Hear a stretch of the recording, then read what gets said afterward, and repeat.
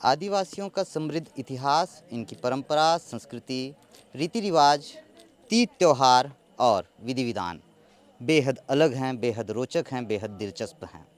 ऐसा ही एक जनजाति समुदाय है जो सरहुल शहरुल शरहुल त्योहार मनाता है। और शरहुल त्योहार जो है ये मध्य और पूर्व भारत में जनजातीय समुदाय के बीच काफ़ी प्रचलित और काफ़ी इनका सबसे प्रमुख त्योहारों में से एक माना जाता है।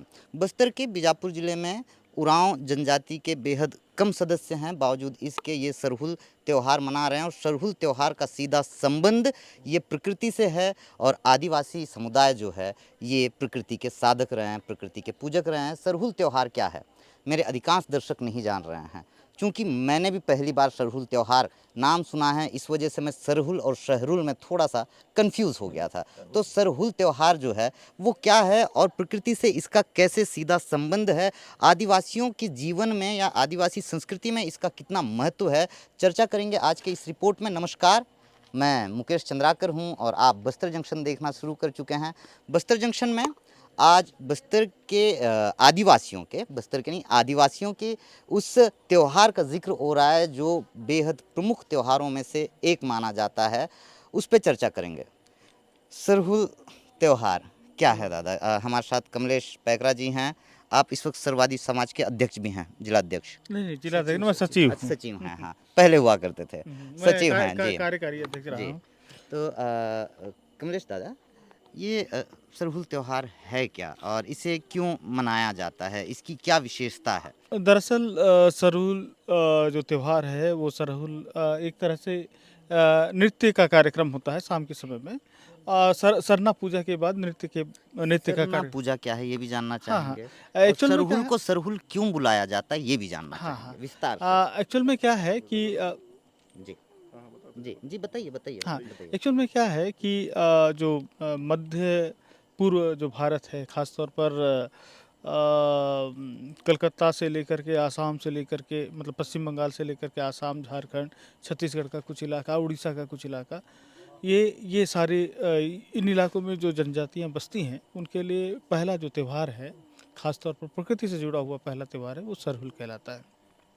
सरना पूजा हम अगर नीतिगत रूप से बात करें तो हम सरना कोड की मांग भी कर रहे हैं, या हमको एक अलग तरह का धर्म कोड दिया जाए। बार बार हम दूसरे लोगों से हम हमेशा से अलग रहे हैं और हमारी मान्यताएं और समझ जो है और पूजन पद्धति सबसे अलग है। हम सरकार से बार बार ये मांग कर रहे हैं कि हमें सरना कोड दिया जाए। और दूसरी बात ये है कि यह जो त्यौहार है दरअसल प्रकृति को धन्यवाद ज्ञापित देने वाला त्यौहार है। और प्रकृति से हम ये उम्मीद रखते हैं कि हमें नए साल में धरती माता और जो हमारा पिता है आसमान, उनसे हम उम्मीद रखते हैं कि हमें पर्याप्त पानी दे, ताकि हमारे लोग, न केवल हम बल्कि प्रकृति के हर पेड़ पौधे, जीव जंतु, सारे लोग, सब लोगों का साल भर का जीवन यापन अच्छी तरह हो। और उसको धन्यवाद ज्ञापित देते हुए उसकी पूजा अर्चना करके अर्चना करने का ये त्यौहार होता है। बस इतना ही। सरहुल का क्या मतलब हुआ और सरना कोड जिसका आप जिक्र कर रहे थे, इस सरना का क्या मतलब हुआ? अच्छा सर, बताइए सरहुल का क्या मतलब हुआ? पहले तो शुभ नाम और अपनी पहचान बताइएगा और उसके साथ सरहुल का मतलब और सरना कोड का मतलब, सरना का मतलब भी जानना चाहते हैं। जी जी, सबसे पहले सभी जनों को सेवा जोहार। मैं धनेश कुंजाम जी बीजापुर में ही रहता क्या हूँ, शुभ है नाम ना? बताया? धनेश कुंजाम धनेश सर, कुंजाम जी। है ना? सरहुल का तात्पर्य यह है कि सरहुल सरई रुख, सरई जिसको छत्तीसगढ़ी में सरई रुख बोलते हैं और हिंदी में सरई झाड़, साल का झाड़, साल का पेड़, है ना? जी, कहीं ना कहीं आदिवासी समाज अपने माता पिता को ही पूछता है। जी। माता पिता को इसलिए पूछता है कि एक बालक पैदा होने के पश्चात माता पिता ही उनका पालन पोषण करता है ना? उसी तरह उस माता पिता और उस समाज और उस देश, उस कस्बा में निवास करने वाले प्रकृति को भी एक माता पिता के रूप में देखते हैं। और माता पिता के रूप में देखने का एक संकेत यदि हम बताएं तो एक सरई का जो फूल होता है ना? सरई का जो फूल होता है वाइट होता है और उनका फल जो होता है लाल होता है ना? अच्छा। अच्छा। और उसको हम आदिवासी समाज लाल को एक पिता के रूप में देखते हैं और वाइट को, है ना, ये है। वाइट को माता के रूप में देखते हैं। क्योंकि हम जब नया भी खाई, हाँ ये सारे का फल है, ये फल है ना। इसके पहले जो फूल होते हैं ना जी। वो वाइट होते हैं। तो ये तो लाल नजर नहीं आ रहा फल। नहीं नहीं नहीं नहीं, इसके बाद जो परिपक्व होते हैं ना अच्छा। तब लाल। तब लाल। आदिवासी समाज पीला धारण भी करते हैं, ये भी मैं बता जी, दूं, जी, जी। है ना। आदिवासी समाज में गोंड, उराव, है ना, अलग अलग 22 जनजाति के हैं आदिवासी समाज यहाँ छत्तीसगढ़ में। उसमें हमारे पैकरे जी पीला कलर के जो गमछा धारण किए हैं, है ना, जी। और हमारे उराव समाज के लोग पीला और लाल धारण किए हैं, सफेद और लाल। सफेद और लाल। लाल। तो पीला का मतलब ये होता है कि जैसे बच्चा जन्म लेता है ना, जी। फूल के बाद जब ये फल लगता है ना, कहीं ना कहीं ये पीला कलर होता है, जी। इसका पीला कलर दिखता है ना। जी, जी। तो उसको कुछ समाज धारण करते हैं और हमारे उरांव समाज के सगा समाज जी। वाइट और सफेद और लाल। सफेद। जी। तो वाइट और सफेद, सफेद और लाल इसलिए धारण करते हैं क्योंकि ये जो फूल है लाल है, किसका फूल है? सरई, साल का फूल। और ये वाइट जो है उनका फूल है और ये जो है फल, जी। है ना। जी। ये दर्शाता है कि ये सफेद शांति का प्रतीक है और ये लाल क्रांति का प्रतीक है। समाज में क्रांति, है ना, दोनों का समन्वय बनाते हुए समाज विकास के लिए क्रांति लाए, जी। है ना। इस टाइप का इसका मतलब होता है। और कहीं ना कहीं आदिवासी समाज प्रकृति पूजक जी। है ना। सब कहीं कुछ ना कहीं वो प्रकृति साधक ही हैं। साधक ही जी। हैं। और हर उराव समाज इसलिए साल झाड़ का जी। पूजा करता है, सेवा करता है। आदिवासी समुदाय के किन किन जनजातियों के बीच सरहुल त्योहार मनाया जाता है? खास करके उरांव जनजातियों में ही सरहुल का पर्व मनाया जाता है। अच्छा। तो यहाँ जब हम पहुँचे, अच्छा, किस मौसम में किस वक्त पे सरहुल का त्योहार मनाया जाता है? एक्चुअल में क्या मैं धनेश साहब की बात को थोड़ा सा क्लियर करना चाहता हूँ। मध्य भारत की, मध्य और पूर्व भारत की जितनी भी आदिवासी जनजातियाँ, चाहे चाहे वो संथाल हो या फिर मुंडा हो, कौन कौन से जनजातियों के बीच? संथाल हो, मुंडा, कंवर और दूसरी जो जनजातियाँ हैं, जी। खड़िया भी है इसमें शामिल है। बहुत सारी जो जनजातियाँ, उन इलाकों में जितनी भी जनजातियाँ, वो सारे इस त्यौहार को बहुत उत्साह के साथ में और प्रकृति को मतलब बहुत ही उत्साह के साथ में प्रकृति को सम्मान देने के लिए ये त्यौहार मनाते हैं। और आपका सवाल क्या था, मैं थोड़ा भूल रहा हूँ। मैं अब जनजातियों के बारे में पूछा, तो कौन कौन सी जनजातियाँ जो है सरहुल त्योहार सेलिब्रेट करते हैं? तो वही है कि यही जनजातियाँ मुख्य रूप से मनाती हैं और सभी पूरे उत्साह के साथ में और प्रकृति को सम्मान देने के लिए यह त्यौहार मनाते हैं। बिल्कुल। आदिवासियों के तमाम जो त्योहारों को आप देखेंगे, ये सीधे प्रकृति से जुड़े हुए हैं। आदिवासी किसी भी तरह का कोई त्योहार मनाते हैं, मतलब ऐसे भी समझिएगा कि किसी फल को खाना हो, चाहे वो आम हो, चाहे वो सेमी हो, चाहे वो खट्टा भाजी हो, सबकी अनुमति ली जाती है, बाकायदा पूजा की जाती है। कमलेश भैया जाइएगा मत, आपसे चर्चा होगी अभी। और तो बाकायदा पूजा होती है, उसके बाद ही जो है ये उसको खाते हैं। चाहे वो नवाखाई की बात करें या बीज पंडुम की बात करें, बीज पंडुम का जिक्र तो कई बार आपने सुना है। जब मैं यहाँ पहुँचा इस स्टोरी को कवर करने के लिए, काफ़ी इंटरेस्टिंग लगा मुझको मामला कि ऐसा भी कोई त्यौहार है जिसका नाम ही हमने नहीं सुना है, जिसे एक बड़े जनजाति समुदाय द्वारा बहुत हर्षोल्लास के साथ सेलिब्रेट किया जाता है।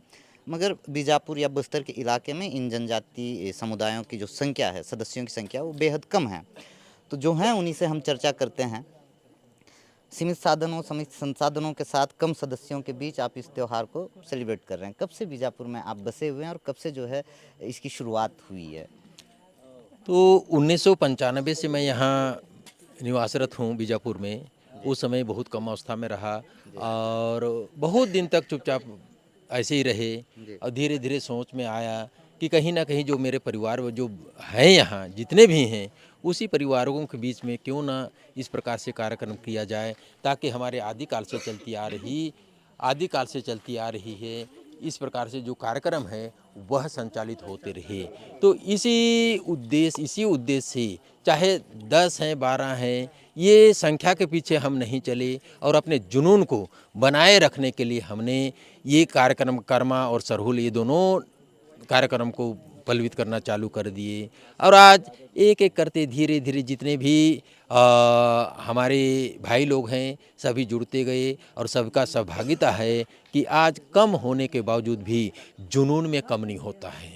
हम लोग उसी जोश उसी उमंग से करते हैं। हम यही मानते हैं कि एक और एक निराशावादी के लिए 2 होता है और एक आशावादी के लिए 11 होता है। तो उसी 11 के हिसाब से हम चलते हैं कि हमारा जुनून कभी कम ना हो, चाहे 4 हैं 5 हैं, अब तो बहुत हैं। हम तो यही सोचते हैं, बहुत हैं, यही सोचकर हम चलते हैं और कार्यक्रम को हम तहे दिल से सम्मानित करते हैं और बड़े उत्साह से आज हम कार्यक्रम करते हैं। चाहे हमारे जसपुर एरिया में जिस प्रकार से चलता है वहाँ ज़्यादा जनसंख्या है, वहाँ जो जोश है जुनून है उससे कहीं बढ़ के हमारे यहाँ हम लोग मनाते हैं। हर घर से बच्चे बूढ़े जितने भी हैं सब बड़े हर उम्र के लोग आते हैं और इस कार्यक्रम को बड़े हर्ष और उल्लास के साथ मनाते हैं, क्योंकि प्रकृति पूजा है। प्रकृति पूजा ही हमारी धरती माँ है और धरती माँ से ही हम जीवित हैं, क्योंकि जीते तक धरती माँ से ही उथल पुथल करेंगे, जाने के बाद भी धरती माँ से ही हम। अच्छी बात है कि आदिवासी समुदाय में हम ये देखते हैं कि पैदा होने से लेकर जन्म से लेकर मृत्यु तक जो है सारी जो अनुष्ठान हैं वो सीधे सीधे प्रकृति से जुड़े हुए हैं। जब मैं यहाँ पहुँचा इस स्टोरी को कवर करने के लिए तो महिलाओं द्वारा स्वागत के लिए पहले तो हमारा पैर धोया गया। पैर धोने के बाद एक तरल पेय पदार्थ लाया गया जिसे हड़िया बताया जाता है। हल्का सा नशा होता है उसमें और यह हड़िया की तासीर जो है वो ठंडी होती है, तो शरीर के लिए गर्मी के दिनों में काफ़ी बेहतर माना जाता है, कहा जाता है। तो हड़िया की जो शुरुआत है या इसकी जो परंपरा है ये क्या मतलब अपने रीति रिवाज में है कि जो मेहमान आए हुए हैं उन्हें जो है हड़िया से ही उनका स्वागत किया जाए? नहीं जी हमारे समाज में ही रीति रिवाज ही है, जी शुरू से ही चलते आ रहा है। जी, तो इस वजह से हड़िया से स्वागत होता है। अच्छा ये बताइए हड़िया बनाते कैसे हैं आप लोग? चावल से, मतलब पूरी प्रक्रिया बताइए, चावल को कैसे क्या करते हैं? चावल को खाना बनाते हैं अध पका, और गोली रहता है, चाहे चावल जड़ी बूटी से बनाते हैं। अच्छा हाँ। अच्छा आप बताइए विस्तृत रूप से बताइए कैसे हड़िया तैयार होता है? ये हमारे उरांव जनजाति में इसका विशेष महत्व रहता है, क्योंकि देवी देवता या हमारे माता पिता को जितना भी तर्पण करना है हमारे पूर्वजों को, तो इसी प्रकार से देवी देवता के मतलब हड़िया से ही इसका मतलब तर्पण करते हैं, स्वागत करते हैं। और उसके बाद उनको तर्पण करने के बाद उनको देने के पश्चात ही हम लोग जो भी जैसा स्थिति है उसको सेवन करते हैं। इसको बनाते कैसे हैं? तो उसका ये चावल को अधपका करते हैं। रेसिपी जानना चाह रहे हैं हम। अधपका करते घर हैं, पे बनाएंगे हम अधपका हम करते भी हैं। अपने मेहमानों को पिलाएंगे। नहीं, वो तो नहीं कर पाएंगे, क्योंकि चावल को अधपका करते हैं, विशेष कम पानी डालते हैं और सीमित मात्रा में पानी डालते हैं ताकि वो पूरा पक ना पाए और पूरा पानी ना रहे, पानी ना रहे, सूखा सूखा रहे। कम पानी में उसके बाद एक विशेष प्रकार का गोली आता है, उसको उस गोली को भी आदिवासी ही बनाता है, दूसरा लोग नहीं बना पाएंगे। तो ये गोली किससे बनता है, कैसे बनता जंगल के जड़ी बूटी से बनता है और चावल का वो रहता है, अब आटा रहेगा और उस चावल के आटा में से वो जो जंगल की जड़ी बूटी उसको मिलाते हैं, उसके बाद वो कूट काट के सब बराबर करते हैं, उसके बाद गोली बनाते हैं। गोली को बनाने के लिए गोली बना दिए, एक दिन उसको ऐसे सूखने देते हैं, दूसरा दिन उसको बढ़िया पैरा और ला के उसको वो करते हैं, गरमाते हैं। गरम आ जाएगा, गरम आने के पश्चात उसको एक दिन देखते हैं कि सफ़ेद है कि काला है। काला है तो बेकार है, अच्छा सफ़ेद आ गया तो डन है। अच्छा हाँ, तो ये देखते हैं, एक दिन फिर आजमाते हैं कि इसमें क्या माजरा है, जी अच्छा है कि ख़राब है। थोड़ा ठीक ठाक लगता है, मीठा मीठा लगता है तो हाँ ये बढ़िया है। अच्छा कौन कौन सी जड़ी बूटियाँ और कितनी मात्रा में ये जड़ी बूटी इस्तेमाल की जाती है? वो मात्रानुसार रहता है, ज़्यादा मात्रा में अगर दवाई बढ़ा, अब वो आप नहीं जान पाएंगे, वो हमारे आदिवासी ही जानता है उसको। आप ही बताएंगे।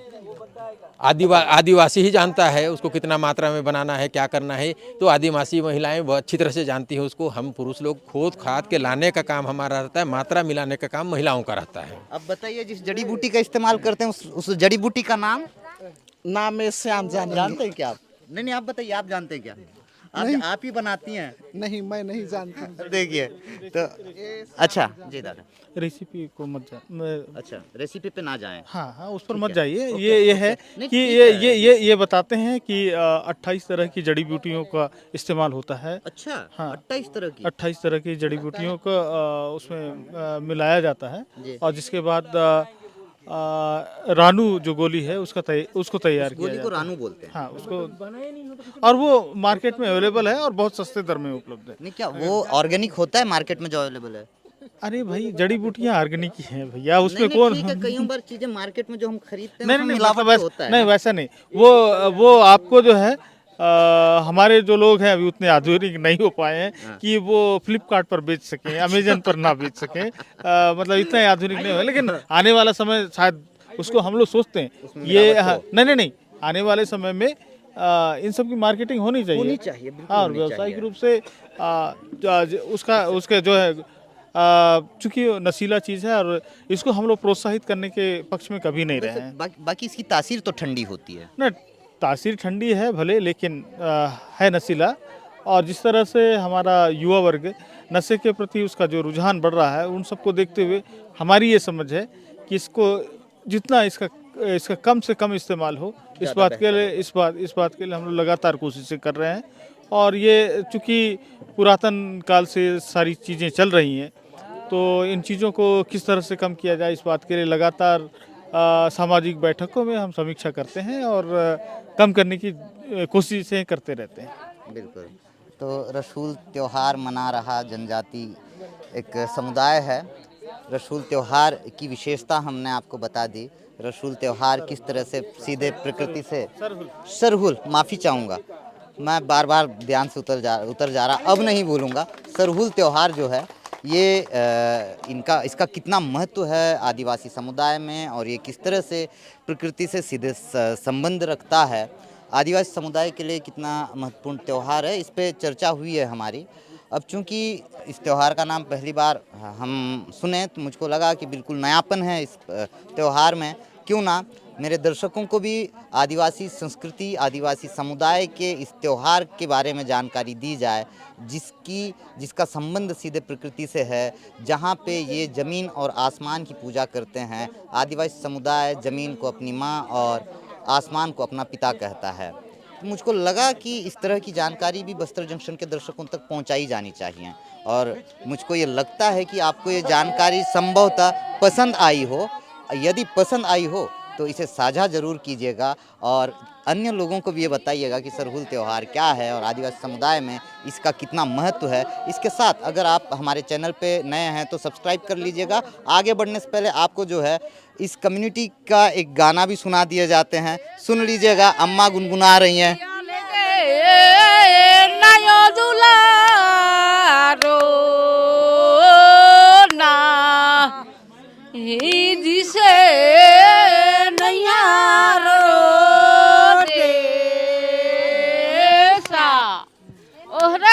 भीतर गा बनावे दिया लगे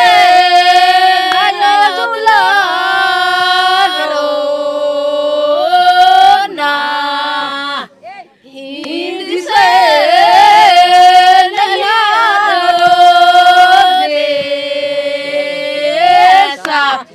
अरे भीतर गा बनावे दिया लगे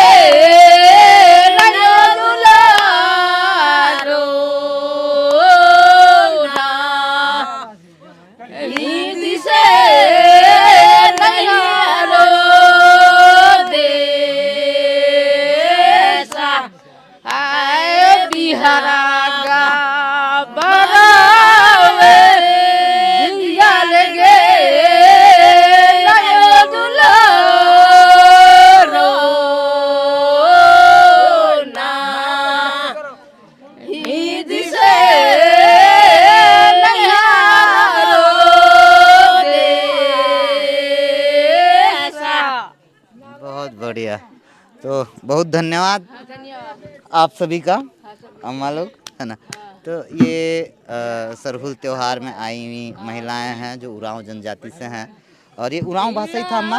अम्मा उरांव भाषा था, उरांव था ये? ओके, उरांव भाषा में गुनगुनाया ये गीत है जिसका मतलब तो मैं नहीं समझ पाया। संभवतः मेरे जो दर्शक जो उरांव जनजाति से संबंध रखते हो वो इसका मतलब समझ गए होंगे। बहरहाल मुझको दीजिएगा इजाज़त, धन्यवाद।